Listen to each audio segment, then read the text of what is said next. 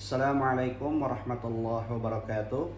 Melanjutkan kajian kitab Fathul Qorib edisi yang ke-8 tentang rukun wudu. Watsalits waslul yadaini ilal mirfaqaini. Dan rukun wudu yang ketiga adalah membasuh kedua tangan hingga batas siku. Fa illam yakun lahu mirfaqani u'tubira qadruha. Dan apabila seseorang itu memiliki kelainan pada siku, misalkan tangannya tidak bisa diluruskan, tidak bisa bengkok maksudnya, maka diperkirakan pada kadarnya. Kan ada tangan orang yang tidak bisa dibengkokkan, mungkin ada kelainan pada tangannya, maka diperkirakan pada batas siku tersebut. Wa yajibu ghuslu ma'al yadaini min sya'rin wa sil'atin wa usbu'in zaidatin wa adhafir. Demikian juga wajib membasuh atas kedua tangan tersebut daripada rambut yang tumbuh, daging yang tumbuh, kemudian jari tambahan ataupun juga kuku. Jadi segala macam rambut yang tumbuh pada kedua tangan, ataupun mungkin ada daging tumbuh, ataupun mungkin ada jari tambahan, misalkan jari tangannya ada 6, atau itu juga wajib dibasuh. Demikian juga kuku. Wajibu izalatu ma tahtaha min wasakhin yamna'u wusulal ma'i ilaihi. Demikian juga wajib membasuh pada bawah kuku tersebut daripada kotoran, sehingga dengan kotoran tersebut mengakibatkan air tidak sampai kepada bawah kuku tersebut. Jadi apabila ada kotoran di bawah kuku, maka wajib kotoran tersebut dibersihkan. Jangan sampai gara-gara kotoran pada kuku tersebut mengakibatkan air tidak sampai pada bawah kuku. Jadi sebaiknya kuku itu pendek, jangan panjang. Warabi, adapun rukun wudu yang keempat, mashu ba'dir ra'si, yaitu mengusap sebahagian kepala, mendakarin au unta au khunsa, baik itu pada laki-laki, perempuan ataupun khunsa. Jadi khunsa itu orang yang memiliki kelamin ganda. Au mashu ba'di sya'rin fi haddir ra'si. Jadi kalau misalkan mengusap kepala ini bisa kulitnya atau rambut yang tumbuh pada kepala. Jadi kalau misalkan rambut itu sudah keluar dari batas kepala, misalkan rambutnya itu panjang, maka tidak sah membasuh rambut yang panjang, yang pada ujungnya itu tidak termasuk. Jadi yang boleh diusap pada rambut itu adalah rambut yang tumbuh pada kepala. Jadi urusan mengusap kepala ini adalah bisa kulit kepala yang diusap atau rambut yang tumbuh di atas kepala. Tapi kalau rambutnya panjang atau gondrong kemudian diusap hanya pada ujungnya saja, maka ini tidak sah. Jadi adalah mengusap sebagian ya, jadi tidak seluruhnya.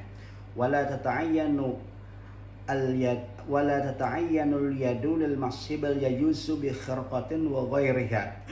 Dan tidak harus juga mengusap kepala itu harus dengan tangan, tetapi boleh juga dengan kain yang basah. Jadi ini bahasanya adalah mengusap ya. Jadi pada kepala itu mengusap. Mengusap itu beda dengan membasuh.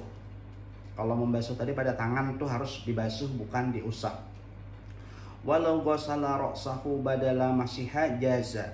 Dan apabila kepala tersebut dibasuh sebagai ganti daripada mengusap, maka itu juga diperbolehkan. Karena membasuh itu kan tentu lebih berat daripada mengusap. Jadi lebih berat lagi membasuh daripada mengusap. Jadi kalau misalkan tidak pengen mengusap, pengen dibasuh aja kepalanya atau sebagian kepalanya, maka ini juga diperbolehkan. Walau wadha'a yadahul mablulata walam yuharrikha jaza. Dan apabila meletakkan tangan yang basah saja, kemudian tidak menggerakkan di atas kepalanya juga diperbolehkan. Jadi misalkan tangan kita basah kemudian diletakkan di atas kepala ini walaupun tanpa digerakkan, itu juga termasuk dikategorikan mengusap dan itu diperbolehkan sah wudunya. Jadi pada rukun yang keempatnya adalah mengusap sebagian daripada kepala, kulit kepala ataupun rambut yang tumbuh di atas kepala. Itu minimal paling tidak 3 helai rambut lah yang diusap yang tumbuh di atas kepala. Wal khamis ghuslur rijlaini ilal ka'baini. Kemudian rukun wudu yang kelima adalah membasuh kedua kaki hingga mata kaki. Jadi perhatikan di sini pada untuk kasus tangan dan kaki itu adalah membasuh, sedangkan pada kepala atau sebagian kepala itu bahasanya adalah menghusap. Illam yakun al-mutawaddi'u labisanil khuffaini.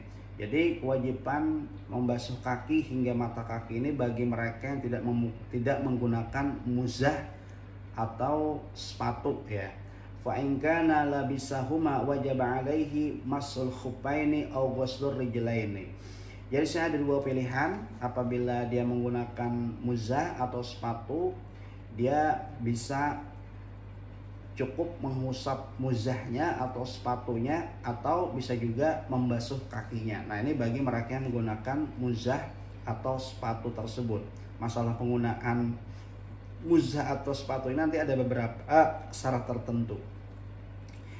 Wajibu ghuslu ma'alaihima min sya'rin wa sil'atin aw wa usbu'in zaidatin kama sabaqa fil yadaini.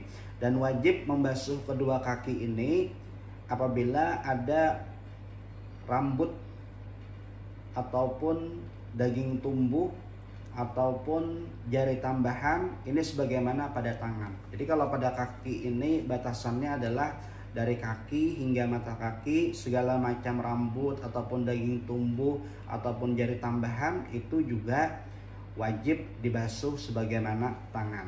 Jadi kalau pada tangan itu adalah membasuh tangan hingga batasan siku, sedangkan pada kaki adalah membasuh kedua kaki hingga batas mata kaki. Dan segala macam yang tumbuh di atasnya, baik pada tangan maupun kaki tersebut, baik rambut, daging tumbuh maupun jari tambahan, ini juga keduanya sama wajib dibasuh.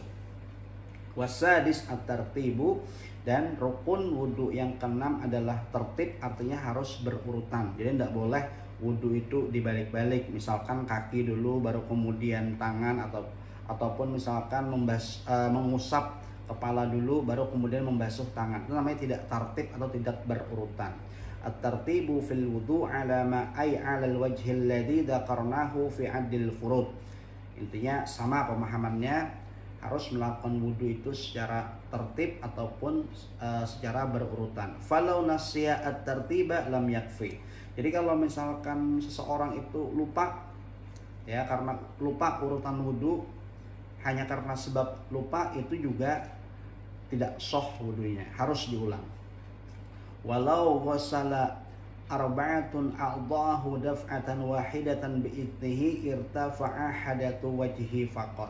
Nah, walaupun misalkan ada 4 orang yang melakukan pekerjaan wudhu terhadap seseorang. Jadi misalkan satu orang membasuh muka, kemudian yang lainnya membasuh tangan, mengusap kepala, kemudian membasuh kaki dalam waktu bersamaan secara sekaligus, maka yang dianggap itu adalah hanya mengangkat hadas pada bagian kepala. Jadi harus betul-betul tertib, tidak boleh sekaligus. Nah, ini adalah kelanjutan kitab Fathul Qorib episode yang ke-8. Saya ulangi lagi, rukun wudhu itu ada 6. Yang pertama adalah niat, kemudian membasuh wajah, kemudian membasuh tangan hingga siku, kemudian mengusap sebahagian kepala atau rambut yang tumbuh di atas kepala, kemudian yang kelima membasuh kaki hingga kedua mata kaki, dan yang keenam adalah tartib ataupun berurutannya. Yang disebut dengan rukun adalah sesuatu yang wajib dikerjakan. Jadi kalau misalkan tertinggal, maka wudhunya itu tidak sah. Ini yang disebut dengan rukun. Itu semuanya harus dikerjakan. Mungkin ini yang dapat saya sampaikan. Wabillahi taufiq wal hidayah. Wassalamualaikum warahmatullahi wabarakatuh.